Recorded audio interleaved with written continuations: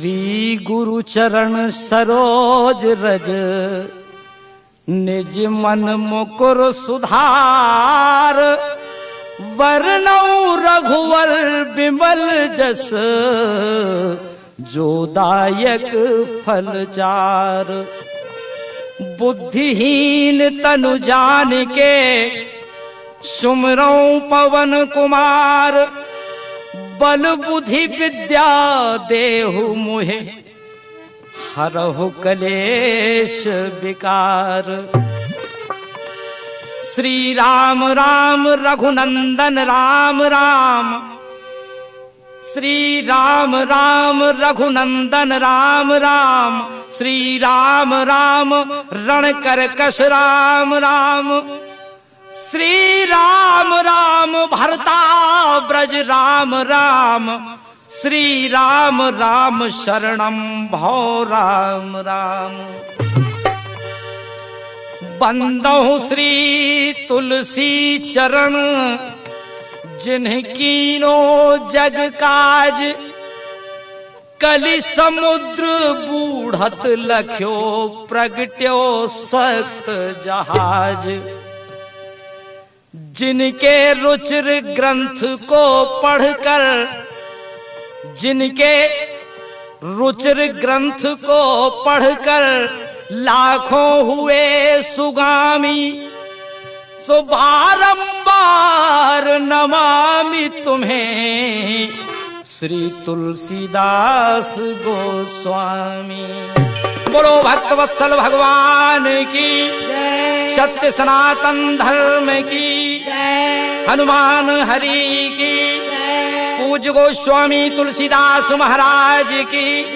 बोलो कामदानाथ की, बोलो चित्रकूट धाम की।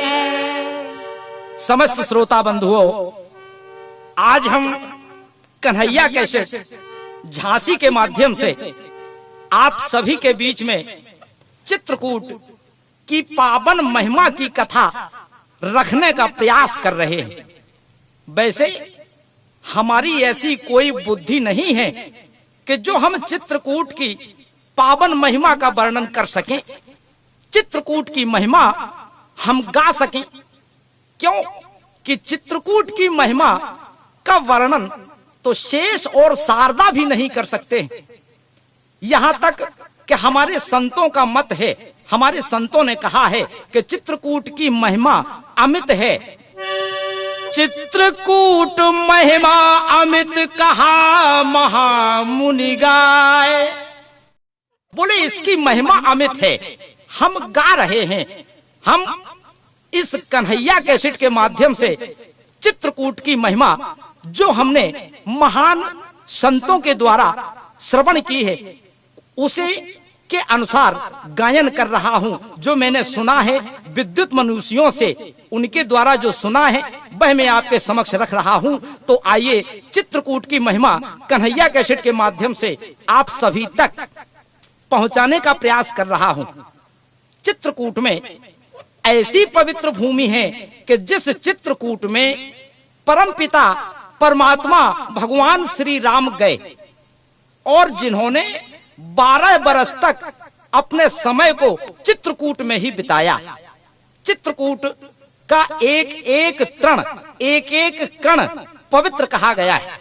यहां तक हमारे मनीषियों ने कहा है, विद्युत जनों ने कहा है कि जिसके ऊपर आपत्ति आती है, दुख आते हैं, यदि वह चित्रकूट पहुंच जाता है तो उसके अंतःकरण को शांति मिलती है। यहां तक जो चित्रकूट पहुंच जाता है उसको शांति मिलती है। यहां तक कि हमारे रहीम खान जी ने, कवि रहीम खान जी ने भी कहा है कि चित्रकूट में रम रहे रहीमन अवध नरेश। और जापे विपदा परत है, सो आवे यह देश। जो विपत्ति आपत्ति का मारा हुआ व्यक्ति है, जिसके जीवन में दुख है, यदि चित्रकूट पहुंच जाता है तो उसके जीवन में दुख भी दूर हो जाते हैं। और चित्रकूट में एक विशेषता है, और हमारे जैसे कि संतों ने कहा है कि जहां कामदानाथ हैं कामद गिर कहलात, और सब कामद गिर जात हैं जे कामद गिर जात। जिसके अंतःकरण में अहंकार होता है, अहंकार हो यदि वो भी चित्रकूट में कामदानाथ जी के दर्शन कर लेता है, अहंकार दूर हो जाता है। क्यों कि जिस समय भगवान राम चित्रकूट की पावन भूमि में पहुंचे तो एक संत मिले। मर्यादा पुरुषोत्तम भगवान राम को चित्रकूट में एक संत मिले। वह कौन से संत मिले? महर्षि वाल्मीकि जी। वाल्मीकि जी से जब प्रभु राम जी का मिलन हुआ, भगवान राम कहने लगे वाल्मीकि जी से, पूछने लगे कि महाराज मुझे ऐसा स्थान बतलाएं जहां मुझे शांति मिल सके। महामुनि वाल्मीकि जी ने कहा कि राम, वैसे ऐसा कौन सा स्थान है, कौन सी ऐसी जगह है जहां आपका वास नहीं है? अरे आपका वास तो पत्ते पत्ते में है, हर जगह है, नाना प्रकार से आप हर जगह पर्याप्त रूप में व्याप्त हैं। लेकिन फिर भी महर्षि वाल्मीकि जी ने बतलाया, अंत में कहने लगे, उन्होंने कहा कि हे धर्मात्मा राम, आप यदि इस मानव जीवन पर आए हैं और लौकिक सुख की कामना आप करते हैं तो एक बड़ा सुंदर स्थान है। बोले कहा? कहा महर्षि वाल्मीकि जी ने कि प्रभु चित्रकूट गिरी करहु निवासु, तहां तुम्हार सब भांति सुपासु।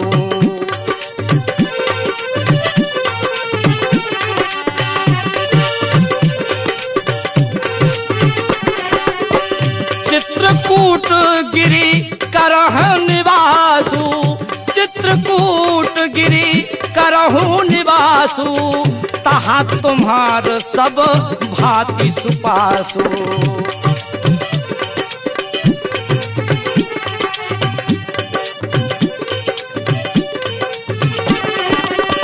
शैल सुहावन कानन चारु, शैल सुहावन कानन चारु, करी कै हरि मृग बेहंग बिहारू, करी कै हरि मृग बेहंग बिहारू।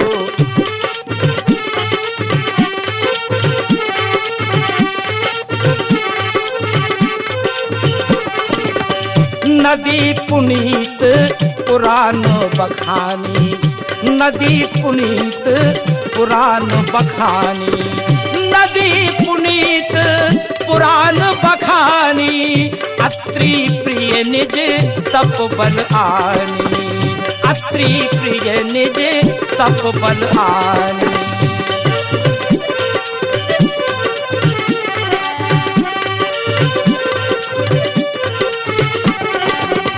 सुरसरी धार नाम मंदाकिनी, सुरसरी धार नाम मंदाकिनी, जो सब पातक कौतुक डाकिनी, जो सब पातक कौतुक डाकिनी।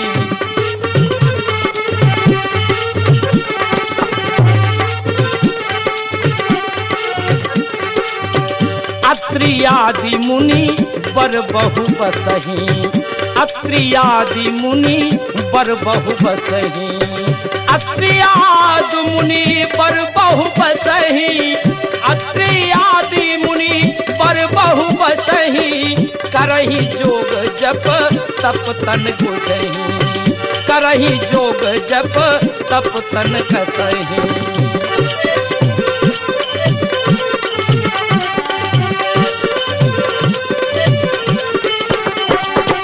अत्रि आदि मुनि बर बहु बसहि, करहि जोग जप तप तन कसहि। शैल सुहावन कानन चारु, करी कै हरि मृग बेहंग बिहारू, चित्रकूट गिरी करहु निवासु, तहां तुम्हार सब भांत सुपासु।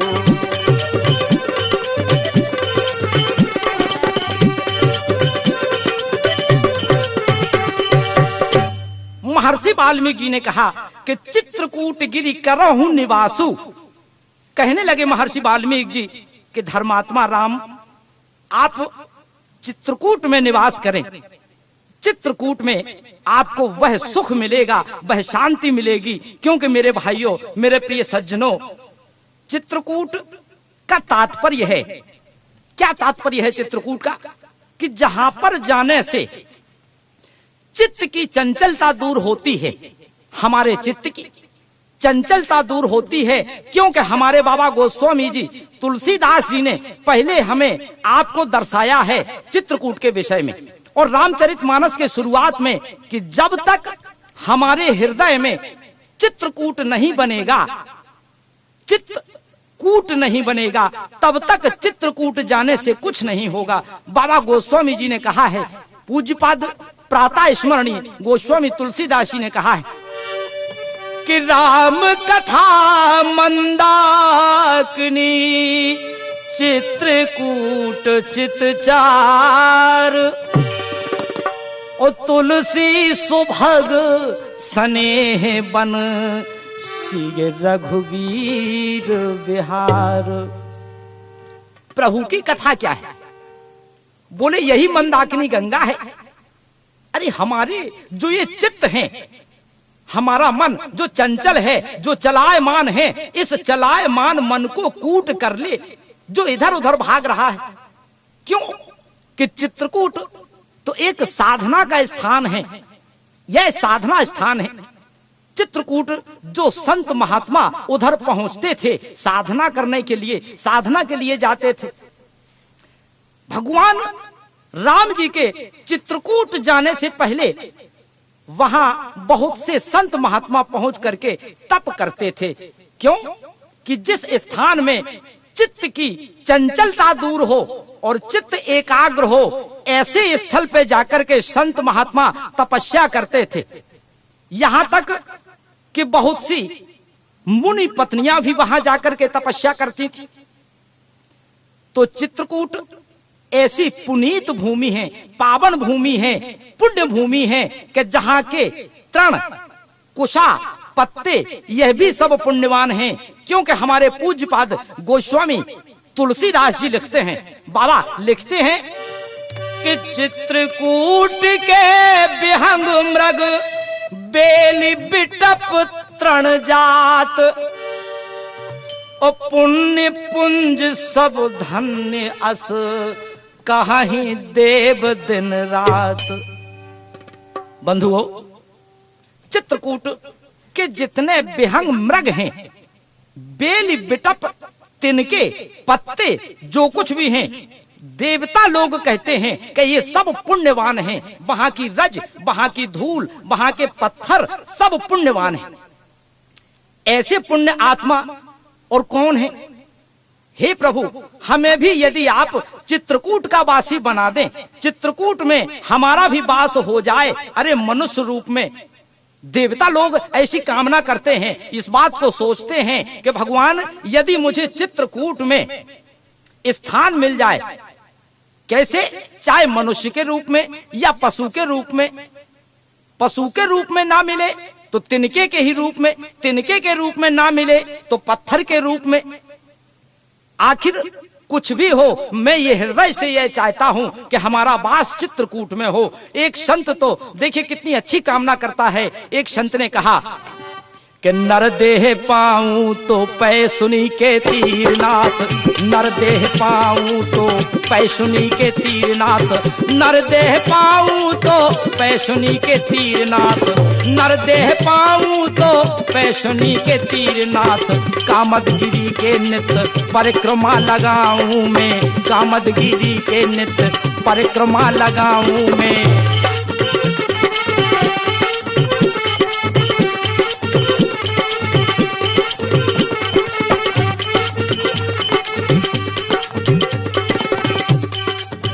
खग जो बनूं तो जा बसू में प्रमोद बन, अगर खग जो बनूं तो जा बसू में प्रमोद बन, नित्य रघुनाथ के अनंत गुण गाऊं मैं, नित्य रघुनाथ के अनंत गुण गाऊं मैं।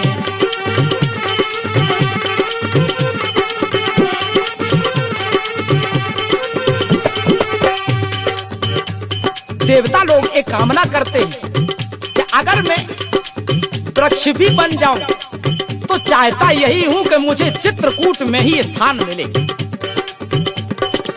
वृक्ष जो बनूं तो मैं मंदाकिनी के तीरनाथ, वृक्ष जो बनूं तो मंदाकिनी के तीरनाथ। मीन जो बनूं तो कुंड जानकी नहाऊं मैं, मीन जो बनूं तो कुंड जानकी नहाऊं मैं।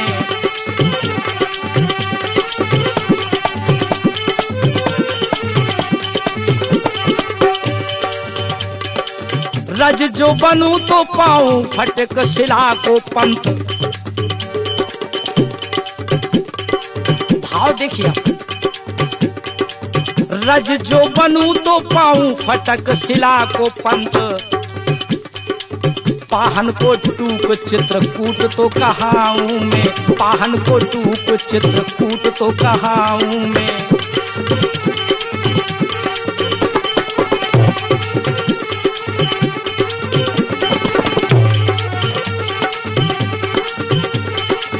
पाहन को टूक चित्रकूट तो कहाऊं मैं, पाहन को टूक चित्रकूट तो कहाऊं मैं।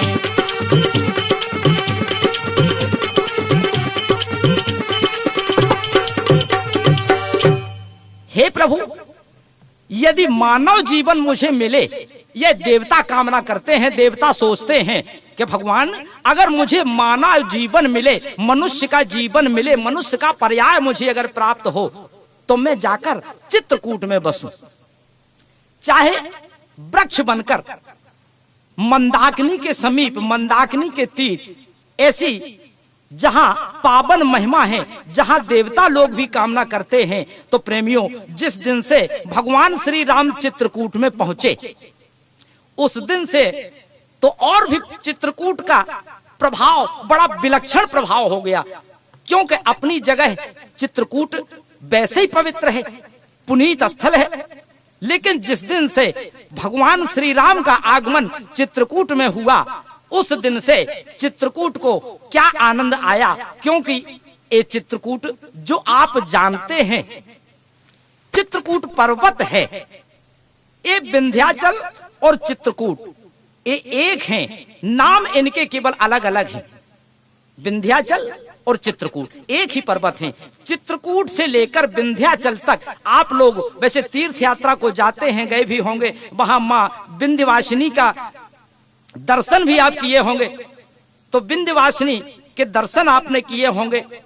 अब पहाड़ चित्रकूट ये दोनों एक हैं, क्योंकि जिस समय भगवान राम चित्रकूट में पहुंचे तो उस समय हमारे बाबा परम पूज्य गोस्वामी तुलसीदास जी लिखते हैं, क्या लिखते हैं कि विंध्य मुदित मन सुख न समाए, विंध्य मुदित मन सुख न समाए।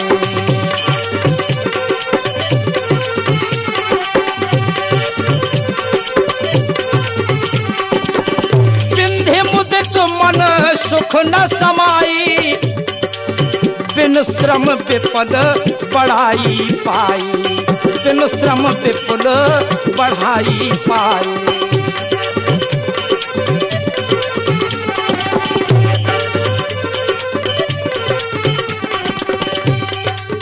शैल हिमांचल आदिक जेते, शैल हिमांचल आदिक जेते, शैल हिमांचल आदिक जेते, चित्रकूट जस गावहि तेते, चित्रकूट जस गावहि तेते।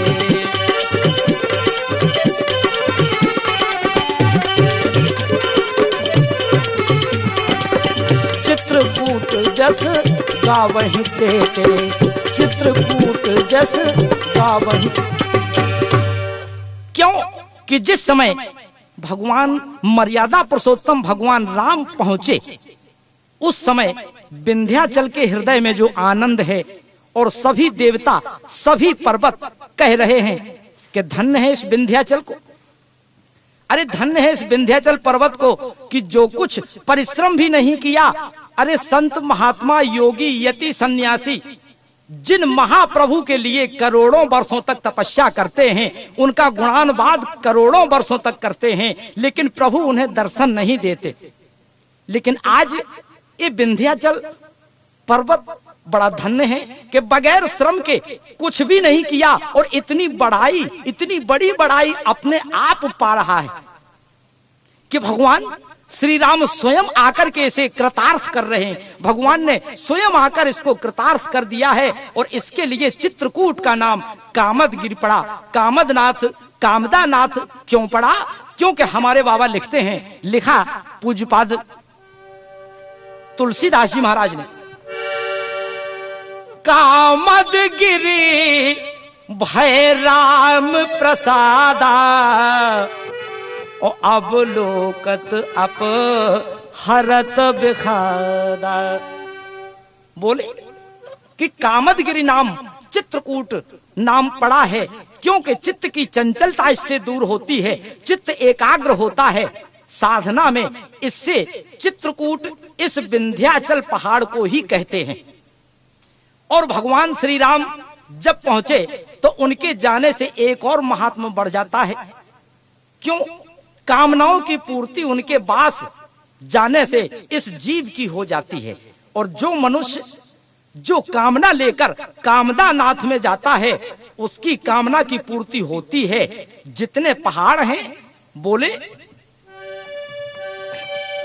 कि शैल हिमांचल आदिक जेते और चित्रकूट जस गावही ते।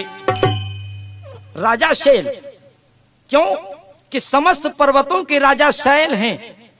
राजा जिसे कहते हैं राजा हिमांचल। राजा हिमांचल बोले जितने भी पहाड़ हैं चित्रकूट की सब सराहना कर रहे हैं, चित्रकूट के यश का गुणानुवाद कर रहे हैं।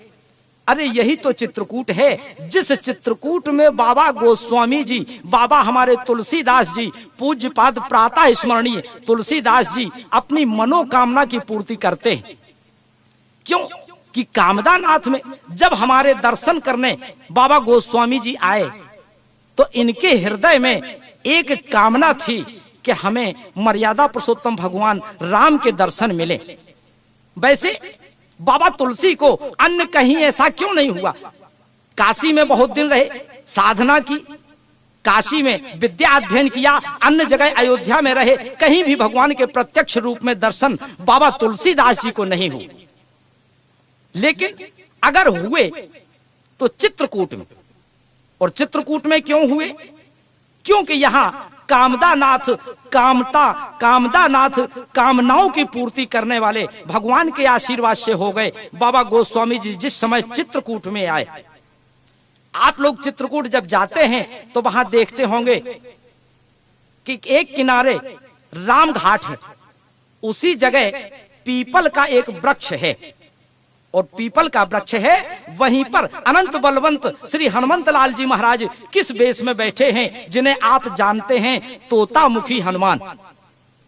तोतामुखी हनुमान के नाम से जिन्हें आप जानते हैं, क्योंकि जिस समय बाबा तुलसी पहुंचे तो संतों को बतला रहे हैं बाबा तुलसीदास जी, अपने हृदय की उमंग संतों के समक्ष रख रहे हैं, संतों के सामने प्रस्तुत कर रहे हैं। कहने लगे बाबा तुलसीदास जी, एक रोज का है किस्सा दरिया के किनारे,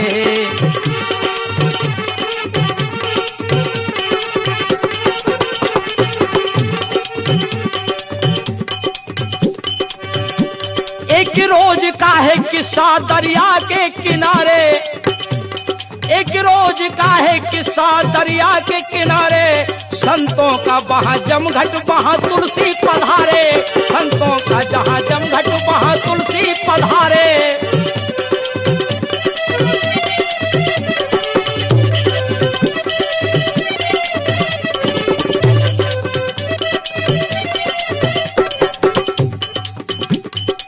बाबा तुलसी ने कहा संत महात्माओं से कि आज हमारे श्री राम आएंगे संत कहने लगे और महात्मा कहने लगे कि श्री राम क्या आएंगे। राम जी का वास तो यहाँ हो चुका है। त्रेता युग में 12 वर्षों तक रहे। बाबा तुलसीदास जी कहने लगे कि नहीं, आज हमारे राम प्रत्यक्ष रूप में आएंगे, हमारे पास आएंगे, इतना मुझे विश्वास।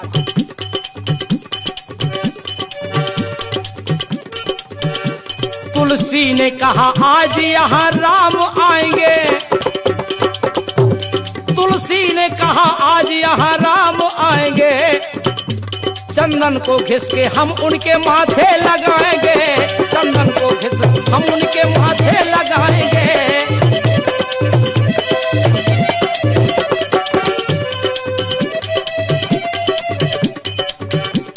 यहाँ देखिए अब क्या होता है। भगवान श्री राम की प्रतीक्षा में बाबा तुलसी चंदन घिसने लगे। दोनों हाथों से चंदन एक पत्थर पर घिसने लगे तो हुआ क्या, चंदन को घिसते घिसते उन्हें नींद आ गई। चंदन को घिसते घिसते उन्हें नींद आ गई। चंदन को घिसते घिसते उन्हें नींद आ गई। चंदन को घिसते घिसते उन्हें नींद आ गई। और नींद के ही साथ में बेहोशी छा गई। और नींद के ही साथ में बेहोशी छा गई।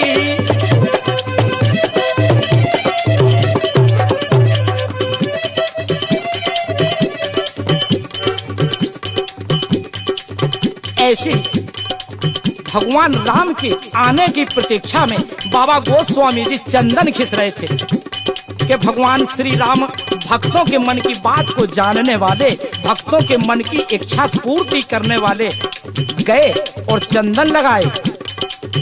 लेकिन बाबा गोस्वामी जी उस समय राम प्रेम में मग्न हैं। प्रभु चंदन लगाकर, चंदन लगाया भगवान राम ने और चंदन लगा के चल दिए।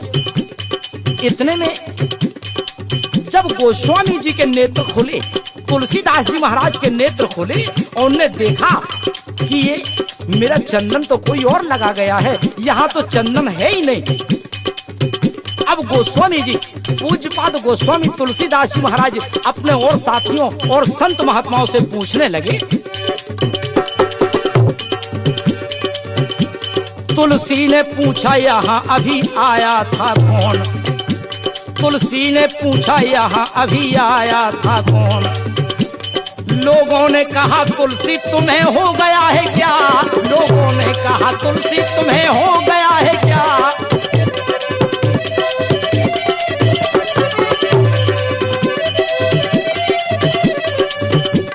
लोगों ने कहा तुलसी तुम्हें हो गया है क्या। एक नौजवान आया चंदन लगा गया। एक नौजवान आया चंदन लगा गया। एक नौजवान आया चंदन लगा गया। एक नौजवान आया चंदन लगा गया।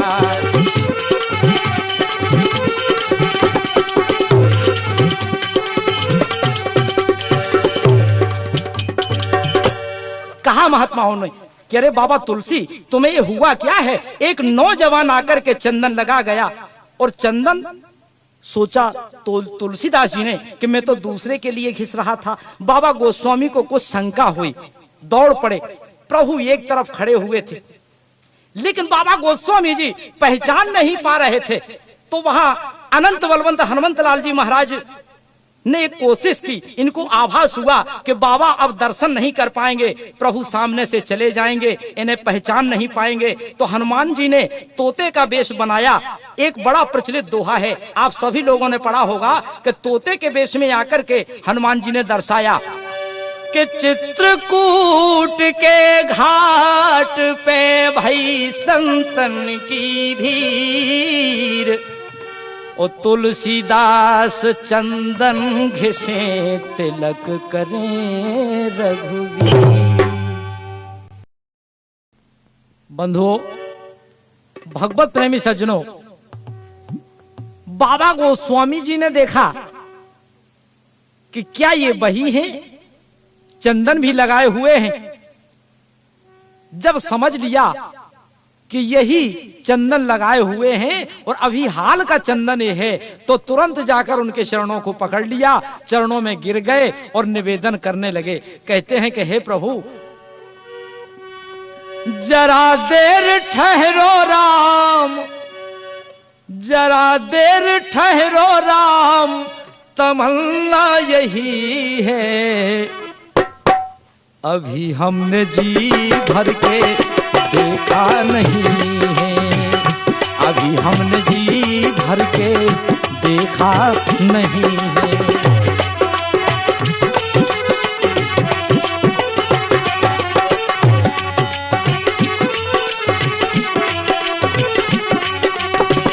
जरा देर ठहरो राम हो,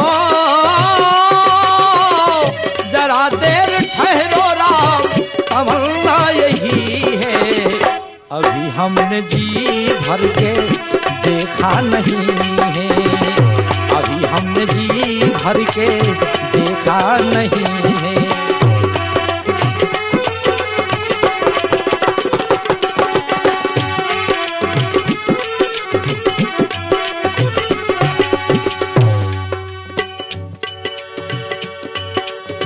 जरा देर ठहरो राम, तमन्ना यही है, अभी हमने जी भर के देखा नहीं है, अभी हमने जी भर के देखा नहीं।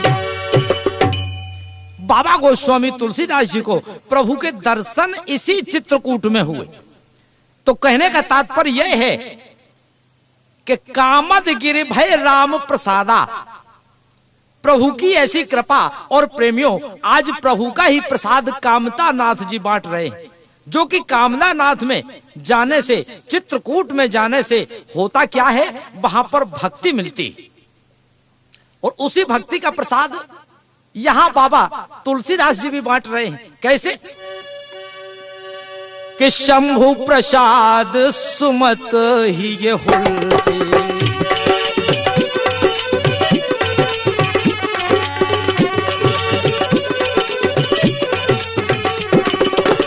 शंभु प्रसाद सुमत ही हुलसी, शंभु प्रसाद सुमत ही हुलसी, रामचरित मानस कवि तुलसी, रामचरित मानस कवि तुलसी, रामचरित मानस कवि तुलसी।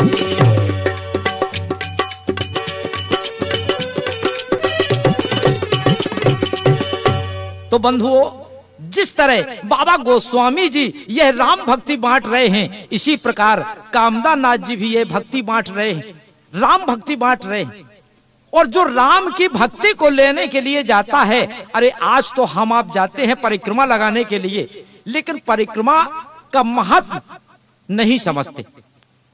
अरे जिन कामदा नाथ के चरणों में हम जाकर के और फिर विचार करें कि यहाँ धूल है, यहाँ ना बैठे, कपड़े गंदे हो जाएंगे, तो भाई बड़ी समस्या बनेगी। एक बार बाबा तुलसी जी जा रहे थे परिक्रमा लगाने, इतने में वैसे जाति के तो ये मुस्लिम हैं, लेकिन उनका धर्म देखिए आप, कितना सुंदर धर्म है। रहीम खान जी मिल गए। रहीम खान बोले, बाबा आप कहाँ जा रहे हैं?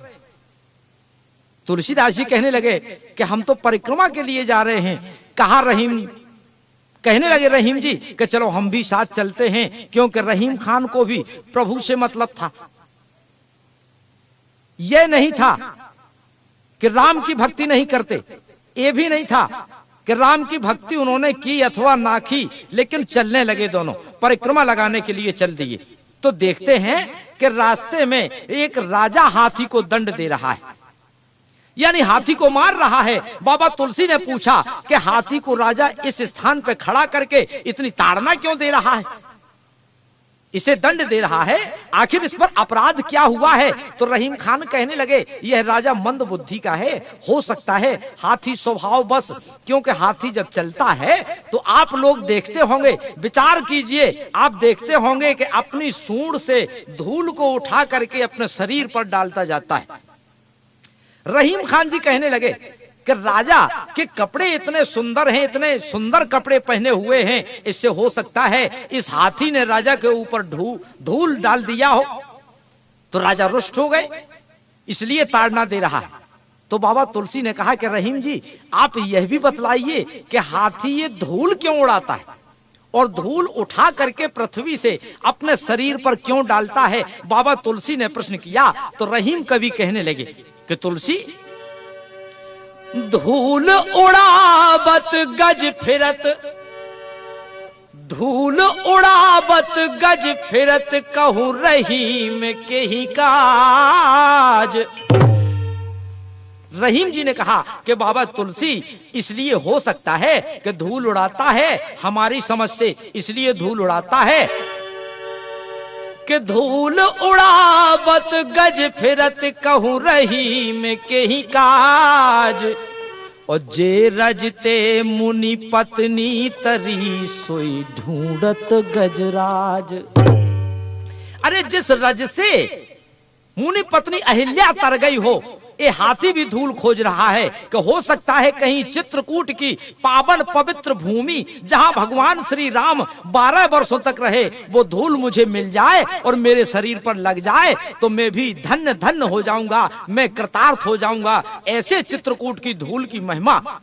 और हम आप गए जब तक कुछ बिछाने को नहीं मिलता, कुछ बैठने को नहीं मिलता, तो बैठते नहीं है, खड़े हो जाते हैं।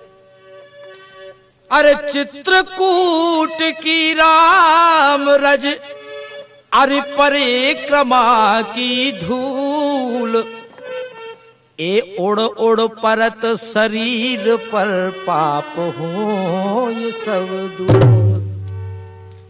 क्योंकि धर्म प्रेमी बंधुओं, मेरे भाइयों, चित्रकूट ऐसा स्थान है, आप कहीं नहीं जाएंगे, मन को एकाग्र करने वाला, मनोकामना पूर्ति करने वाला स्थान है।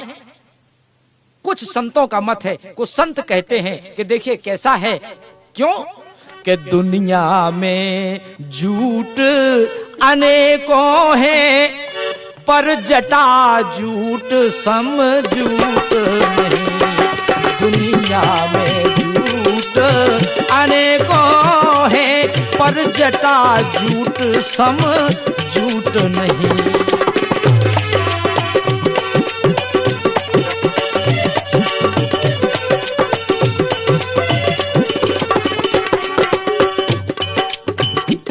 संसार में अनेकों जटाधारी हैं, जूट धारण किए हुए हैं, जटा जूट वाले लाखों देखे होंगे आपने, लेकिन भगवान शिव कैसा जटा जूट वाला कहीं मिला नहीं होगा आज तक। कि दुनिया में झूठ अनेकों हैं, पर जटा झूठ सम झूठ नहीं। और दुनिया में लूट अनेकों हैं, कोई संपत्ति लूट रहा है, कोई पैसा लूट रहा है, अरे लूट करते हैं लोग।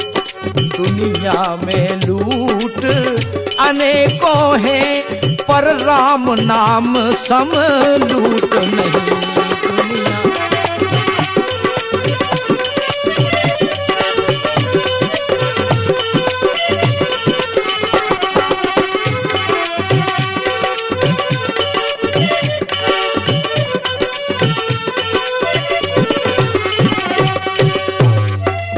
दुनिया में फूट अनेकों हैं, पर भाई भाई सम फूट नहीं। उदाहरण है रावण और विभीषण। उस फूट का कारण यही हुआ कि रावण का संहार हुआ। दुनिया में फूट अनेकों हैं, पर भाई भाई सम फूट नहीं। और दुनिया में कूट अनेकों हैं, दुनिया में कूट अनेकों हैं, पर चित्रकूट सा कूट नहीं।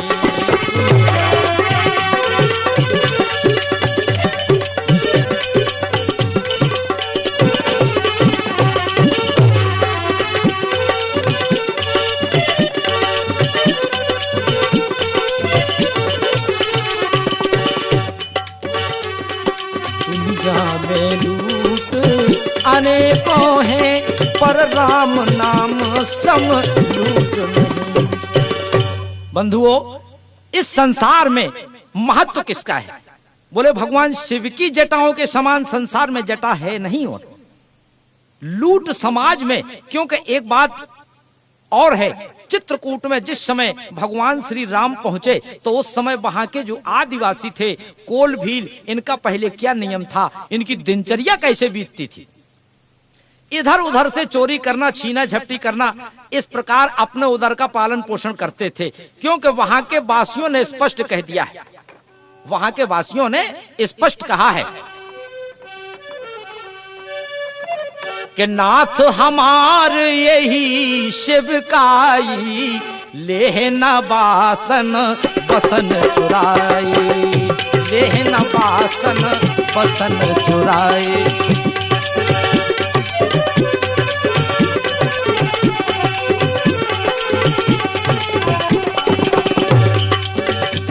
हमारे श्री रामचरितमानस में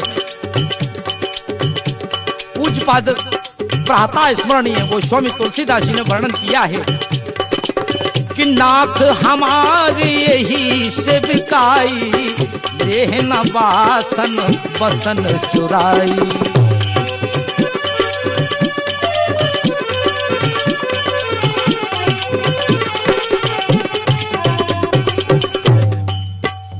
हमारी सेवा यही है कि अब हम आपके आभूषण वस्त्र इन्हें नहीं चुरा रहे हैं। क्योंकि इसके पहले हम चोरी करते थे तो लोगों ने कहा कि आप बड़े धर्मात्मा हो गए हो, क्या चोरी करना बंद कर दिया है?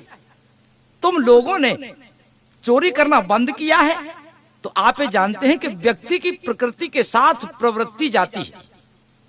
जिसकी जैसी प्रकृति होती है उसकी जैसी प्रवृत्ति होती है। जब मनुष्य का शरीर समाप्त होता है, जीवन का अंत होता है, तो उसकी प्रकृति के साथ उसकी जो प्रवृत्ति होती है वह प्रवृत्ति भी उसके साथ जाती है। कहा कि तुम्हारी तो चोरी करने की प्रवृत्ति है, फिर चोरी करना क्यों छोड़ दिया है, झूठ बोल रहे हो। कहा महाराज चोरी करना नहीं छोड़ा है, लेकिन चोरी करने में अब अंतर हो गया है। क्यों? कि अब हमारी धारणा बदल गई है। क्यों? कि मतलब पहले हम लूट करते थे, संसार की संपत्ति की लूट करते थे, लेकिन अब हमने संतों के मुखारविंद से सुना है कि दुनिया में फूट अनेकों हैं पर भाई भाई सम फूट नहीं।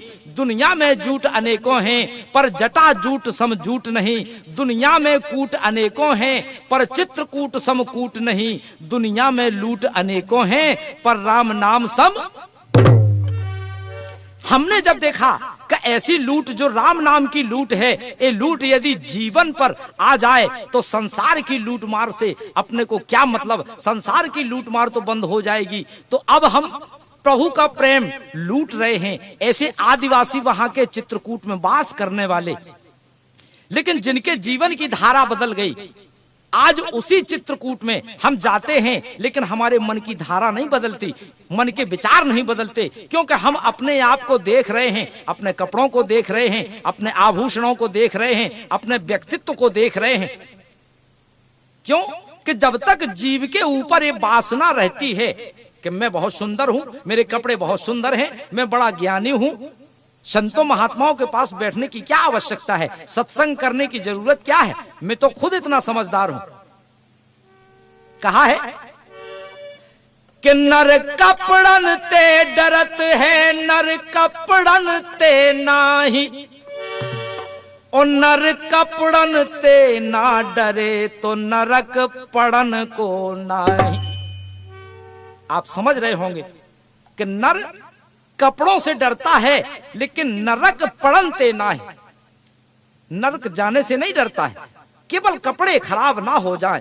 यदि हम चित्रकूट में ऐसी पावन भूमि में जाते हैं और फिर भी हम अपने कपड़ों को डरते हैं, हम डरेंगे तो नरक में तो जाना ही पड़ेगा। यदि हम अपने कपड़ों से ना डरें, अपने कपड़ों से ना डरें तो समझ लो कि मनुष्य का बेड़ा पार हो जाएगा। हम जब भी चित्रकूट जाएं, वहां की एक एक रज, एक एक कण अमूल्य है, उसे अपने मस्तक पे धारण करें। साधुओं संतों ने कहा है कि चित्रकूट में यदि यह जीव चला जाता है तो चाहे जहां पहले भ्रमण करता रहे, लेकिन ये चित्रकूट नहीं आता है। उसकी तीर्थ यात्रा सफल नहीं होती। क्योंकि यदि उधर तीर्थों के राजा प्रयाग हैं तो इधर के राजा प्रयाग की जगह एक राघव प्रयाग हैं। क्योंकि जिस समय तीर्थों के राजा प्रयाग को सभी लोगों ने बढ़ाई दे दी, आप तो तीर्थों के राजा हैं, तीर्थराज को अहंकार हो गया कि हम तो तीर्थराज हैं, समस्त तीर्थों के राजा हैं। इतने में नारद जी मिले, एक दिन बोले आपको अहंकार हो गया है, क्यों? हम तो समस्त तीर्थों के राजा हैं। बोले आप तीर्थों के राजा हैं, अपने मन से बने हुए हैं? बोले नहीं, हमें तो सब लोगों ने बनाया है। कहा नारद ने, तो क्या भगवान राम से भी मिले? बोले क्या हम उनकी मति के अनुसार नहीं है क्या? अरे उन्होंने ही तो हमें तीर्थों का राजा बनाया है इस समय। तो कहा नारद ने कि जाओ, इस समय चित्रकूट में हैं और जाकर पूछाओ। तीर्थराज प्रयाग आए, प्रभु से पूछा। जब पूछा प्रभु से कि आपने तो हमें समस्त तीर्थों का राजा बना दिया भगवान, श्री राम ने कहा हाँ। बोले क्या हम इस चित्रकूट के राजा नहीं हैं? तो कहने लगे भगवान राम कि प्रयागराज एक बात याद रखो, हमने तुम्हें समस्त तीर्थों का राजा बनाया है, लेकिन अपने घर का राजा नहीं बनाया है। ये चित्रकूट मेरा घर है, चित्रकूट में मैं वास कर रहा हूं। देख रहे हो यहां की मैं कितना आनंदित हूं। जहां बैठे मुनि जन सहित नित सिया राम सुजान। भगवान श्री राम वहां कथा सुनते हैं, हम कथा सुनते हैं, हम और आप भीड़ में चले जाते हैं, कहीं भी बैठते नहीं हैं। तीर्थराज प्रयाग जब ये पापों से कलुषित हो जाते हैं, पापों से भर जाते हैं, तो वो भी चित्रकूट में मंदाकिनी में पापों को धोने के लिए आते हैं। लेकिन चित्रकूट कभी प्रयाग नहीं जाते, क्योंकि आज बिन श्रम विपुल बड़ाई पाई। जितने भी पहाड़ हैं, गिरी कंदराएं हैं, नदियां हैं, ये सब बड़ाई चित्रकूट की कर रही हैं। तो मेरे भगवत प्रेमियों, आप याद रखें, क्यों कि 2 बेर द्वारका त्रिवेणी जाए 3 बेर।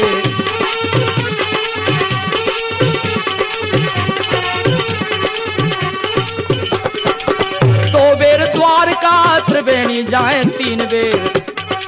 4 बेर जाए सुत करहु पग धाये से। 4 बेर जाए सुत करहु पग धाये से।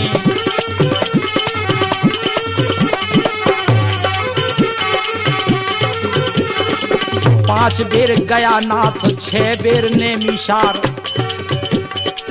5 बेर गया नाथ 6 बेर नेमिषार। 7 बेर जाए गंग अंग हूँ नहाए से। 7 बेर जाए गंग अंग हूँ नहाए से।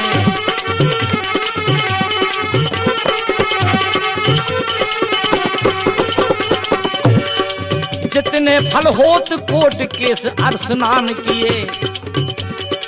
जितने फल होत कोट केस स्नान किए। उतने फल होत श्री चित्रकूट आए से। उतने फल होत श्री चित्रकूट आए से।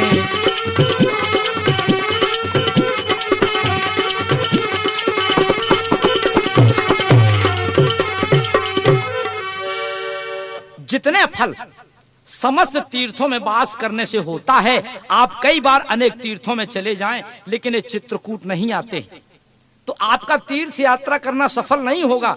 जितने बार तीर्थों में जाने से फल प्राप्त होता है, उतने फल यदि हम एक बार चित्रकूट जाते हैं तो उतना फल हमें प्राप्त हो जाता है। चित्रकूट में भगवान श्री राम, संतों का मत है कि 12 वर्ष तक रहे।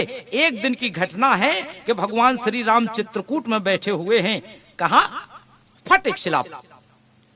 ये देवताओं की नारियां, समस्त देवता आते हैं और प्रभु का दर्शन करते हैं, पुनः चले जाते हैं। देवलोक में बड़ा प्रचार था कि आजकल तो भगवान चित्रकूट में निवास कर रहे हैं। बाबा गोस्वामी जी कहते हैं कि चित्रकूट रघुनंदन छाए। चित्रकूट रघुनंदन छाए।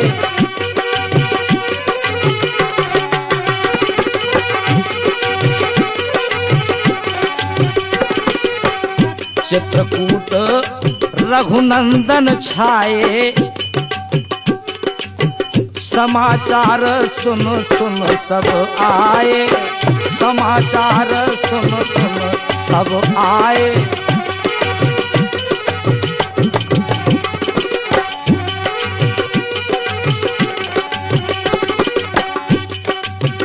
देवताओं ने सुना तो देवताओं ने किसका वेश बनाया? बोले कोल किरात वेश धर आए, कोल किरात वेश धर आए।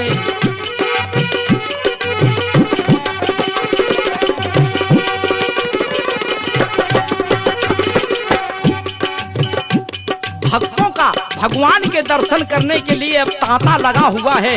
यहाँ तक के कोल भील आदिवासी का सब वेश बनाया और वहाँ सुंदर तृणकों की कुटिया सजाकर पुनः प्रभु के दर्शन करके चले गए। तो भगवान श्री राम की प्रशंसा देवताओं के राजा इंद्र के पुत्र जयंत ने सुनी। बोले भगवान आए, भगवान आए।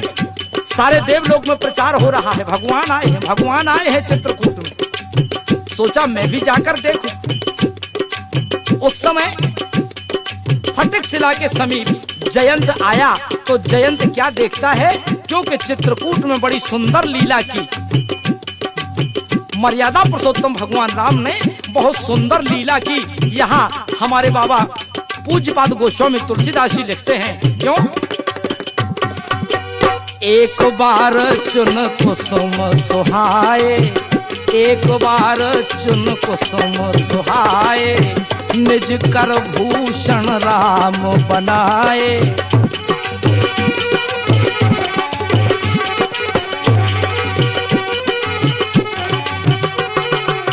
सीतहि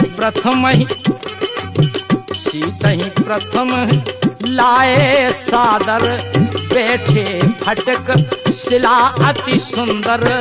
एक बार चुन कुसुम सुहाए, निज कर भूषण राम बनाए।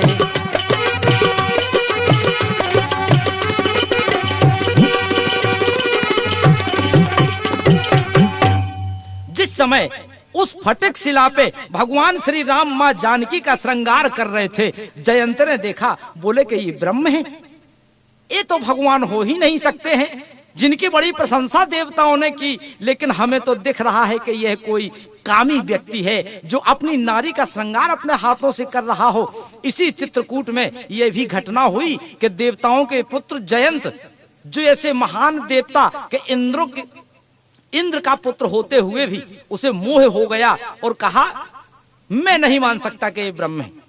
उसने क्या किया? कौवे का वेश बनाया। कौवे का वेश बनाया जयंत ने कि सुरपति सुत धरबायस बेशा, ओ 60 चाहत रघुपति बल देखा। कौवे का वेश बनाया। हमारे बाबा ने तो लिखा कि कौवे ने चोंच का प्रहार मां सीता के चरणों में किया। तो क्या हुआ? भगवान राम को जब ज्ञात हुआ, बोले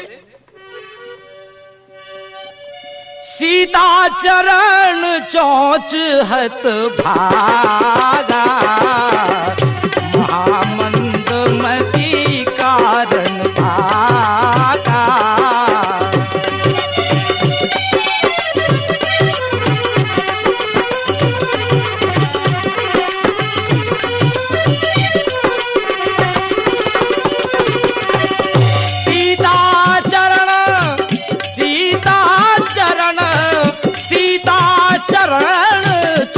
हक भागा, महामंद मति कारण भागा।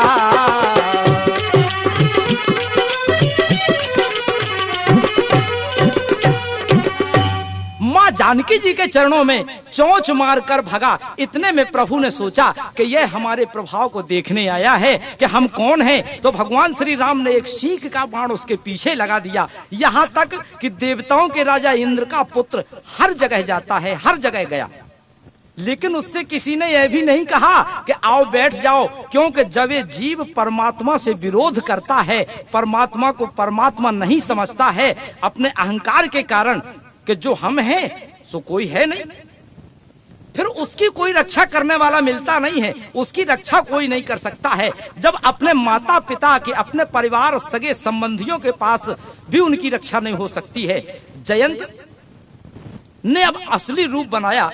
क्यों कि धर निज रूप गयो पितु पाही,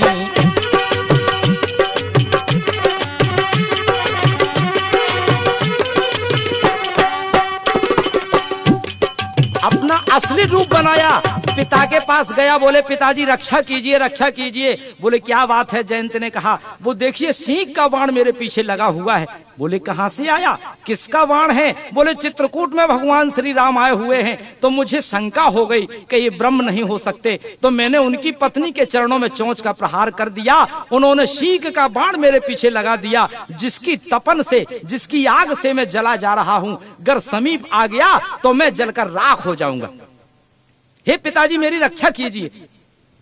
चलो, लेकिन पिताजी ने कह दिया कि चल हट यहां से, निकल।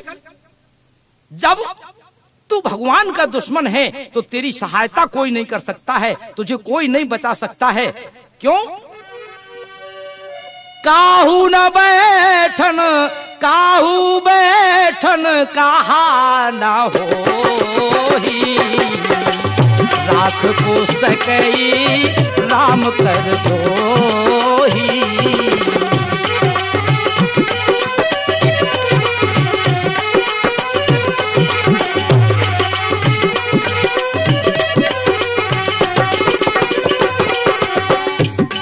इतने में कौन मिले? जब किसी ने बैठने तक के लिए नहीं पूछा तो एक संत मिले। और संत कौन मिले? नारद जी। नारद देखा विकल जयंता, लागी दया को मल चित संता।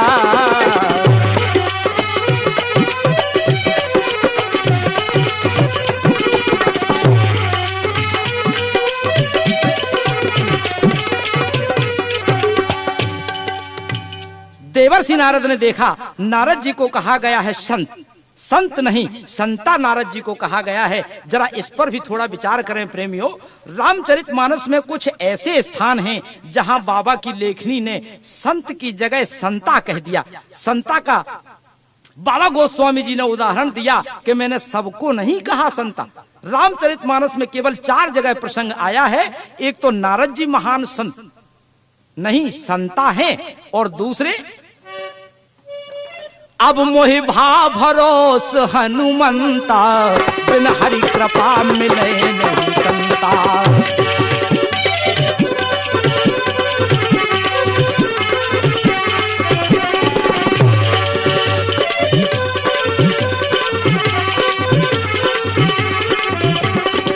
हरि अनंत हरि कथा अनंता, हरि अनंत हरि कथा अनंता, कहीं सुनहि बहु विधि सब संता।